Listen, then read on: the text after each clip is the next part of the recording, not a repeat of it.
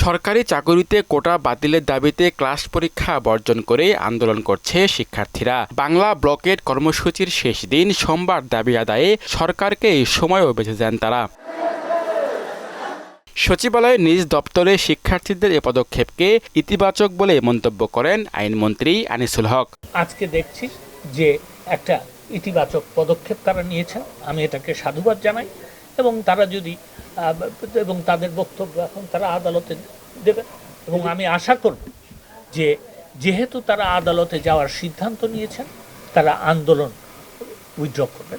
বঙ্গবন্ধু অ্যাভিনিউয়ে কেন্দ্রীয় কার্যালয়ে দলের যৌথ সভায় আওয়ামী লীগ সাধারণ সম্পাদক ওবায়দুল কাদেরও শিক্ষার্থীদের আদালতের দ্বারস্থ হওয়ার ঘটনাকে স্বাগত জানান।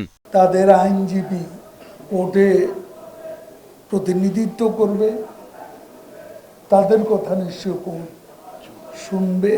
সব পক্ষের কথা শুনে দেশের সর্বোচ্চ আদালত বাস্তবসম্মত একটা সিদ্ধান্ত নেবে। বিএনপির কড়া সমালোচনা করে ওবায়দুল কাদের বলেন, নিজেরা ব্যর্থ হয়ে কোটা আন্দোলনে ভর করে তারা সরকারের বিরুদ্ধে ষড়যন্ত্র করছে।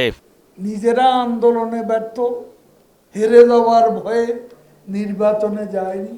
এখন যদি কোটা সংস্কার আন্দোলনের উপর ভর করে সরকার হটানোর